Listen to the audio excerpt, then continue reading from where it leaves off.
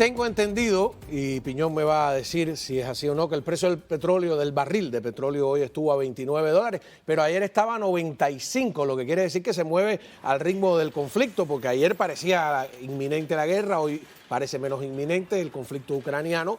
Y Rusia exporta 40 millones de barriles diarios, que si llega a 100, el precio serían 400 millones de dólares diarios que perdería en caso de que empezaran a sonar ya los cañones. Todo esto sirve para ilustrar el valor energético, voy a llamarle, del conflicto. En la mesa continuamos con Fran Calzón, politólogo acabado de llegar de Washington, pero Fran, vamos a comunicarnos con Austin, Texas, donde está Jorge Piñón, y que nos va, pues nada, digamos que la trama petrolera de todo esto. ¿Cómo estás, Jorge?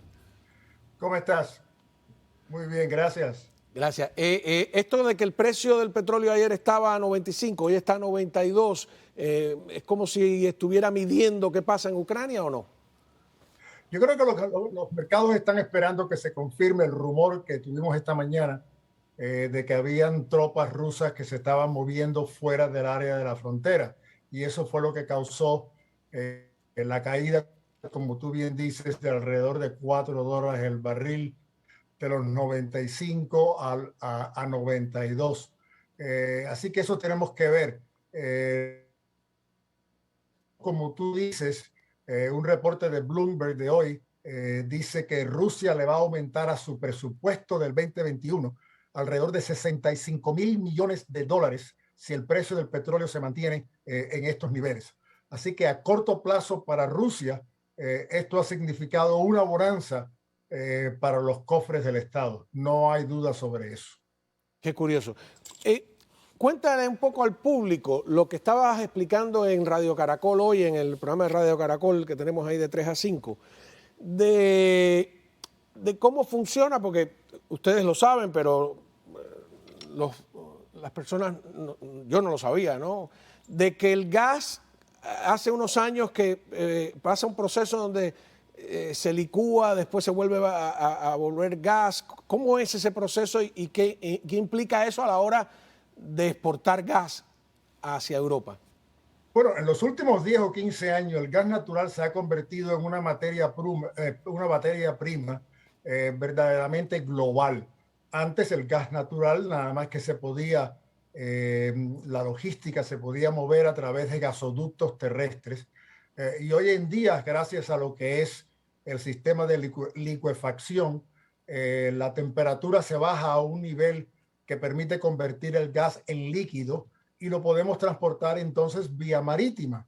Y hoy gran parte, casi un 15 o un 20% del gas natural producido alrededor del mundo se transporta de esa forma. Cuando llegue entonces al puerto de entrega, se regasifica otra vez ese gas y es entregado entonces a las termoeléctricas o a los consumidores.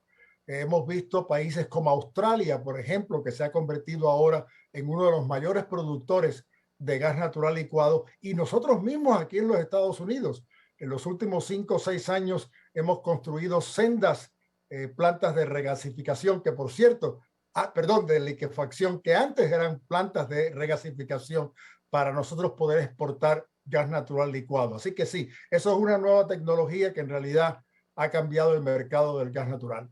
¿Y eso qué significa? ¿Que pueden de verdad cerrar el gasoducto y suplir gas Australia, Estados Unidos, los otros países que están en esta industria a Europa? ¿Podrían hacerle eso a Rusia? Hay dos lados. Primero, Rusia tiene un problema si le cierran el gas natural, porque el gas natural que exportan ellos a Europa es un gas natural que se mueve a través de gasoductos y tienen muy poca flexibilidad de hacer otra cosa con ese gas natural que en realidad cerrar los pozos de gas natural. Diferente al petróleo, hay mucha más flexibilidad para los rusos, que ya en este viaje que tuvo Putin a China, acordó con China venderle petróleo crudo por los próximos 10 años. Australia, Qatar y nosotros mismos podemos cubrir parte del déficit que va a tener Europa si es que cerramos los gasoductos que exportan gas natural ruso a Europa. No totalmente, pero posiblemente una tercera parte de ese déficit lo pudimos cubrir entre Qatar, Australia y Estados Unidos. Algunos países están volviendo a quemar carbón, no sé si incluso Francia, ¿es verdad? Tú tuviste un buen comentario y es algo que es importante y yo mismo he dejado de ver, y es el impacto que va a tener esta situación en las metas y los objetivos que se plantearon en Glasgow en noviembre para reducir las emisiones de carbón. Hemos visto países como Francia, Alemania y Inglaterra reactivar plantas termoeléctricas que operaban en carbón, que las tenían cerradas. Así que el impacto no va a ser solamente en precio y en combustible, el impacto también van a ser en emisiones, que muchos de estos países establecieron ciertas metas que eran bastantes o son bastante agresivas, que ahora no hay ninguna forma de que lleguen a ello.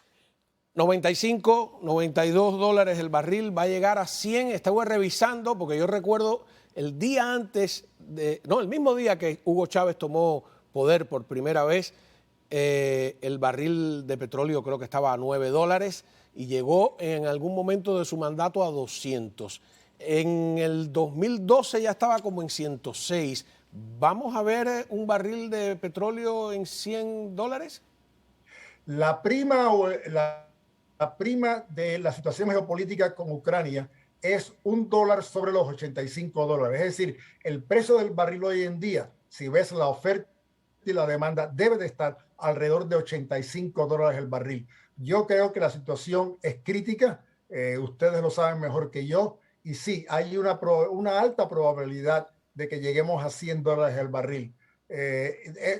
Con las compañías petroleras que hemos hablado en Houston, todas ellas hasta ahora están diciendo que hay un 85-90% de probabilidad de que lleguemos a ese nivel. Si no, ojo, no va a haber un colapso en los precios del petróleo. Vamos a volver otra vez a un nivel de 85 dólares porque todavía tenemos un problema con la demanda que se está ahora aumentando después de la pandemia.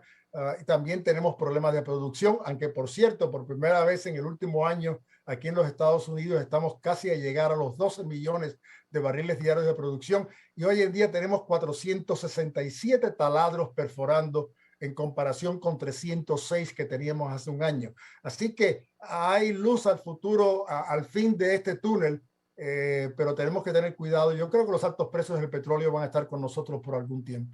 Pues muchísimas gracias a Jorge Piñón desde Texas, experto en petróleo, director del programa de energía para América Latina y el Caribe de la Universidad de Austin. Muchas gracias, Jorge. Gracias. Y ahora, Frank, esto merece un análisis político en Washington, ¿no? Nuestros congresistas con este tipo de información, ¿qué pueden hacer? Nuestros senadores también.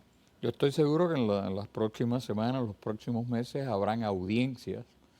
Lo mismo el Comité de Relaciones Exteriores del Senado.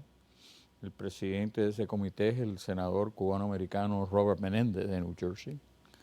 Y en el Comité de Inteligencia, donde el senador Marco Rubio es el republicano más importante, es decir, si cambian un partido del otro, él sería el presidente.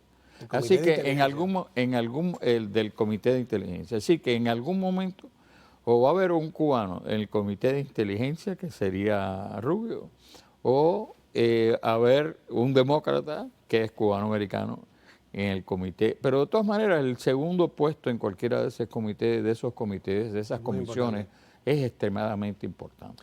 Ahora, tú que tienes esta experiencia en Washington, hoy me asaltó una duda primaria, ¿no? ¿Qué acceso tiene un senador o un congresista o el comité de inteligencia a secretos? Si los piden, se los...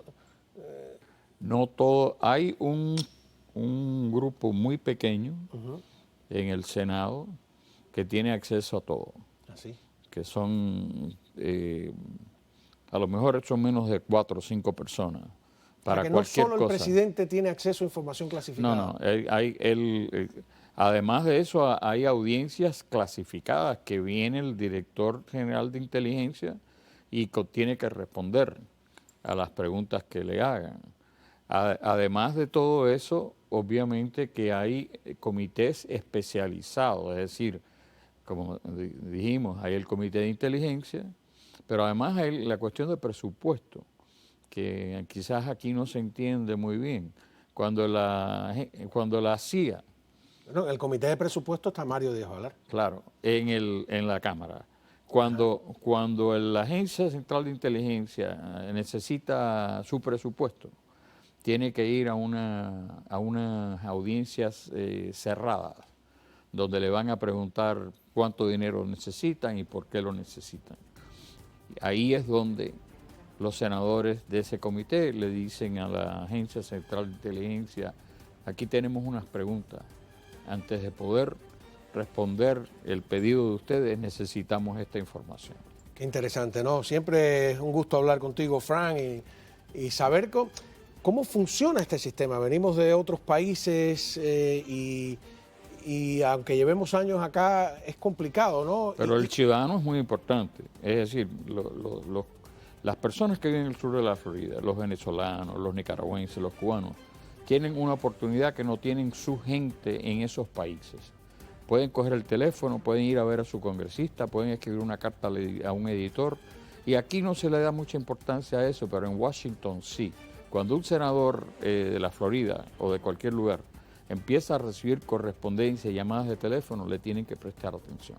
¿Cómo no? No, fíjate, cuando llegas al Capitolio hay una recomendación, dice, visite a su congresista, tóquele la oficina porque, bueno, ahora después del 6 de enero, un poco antes, lamentablemente eso ha cambiado, pero la idea es esa, que esa es la casa de todos nosotros. Muchísimas gracias, Frank. Gracias. Cuando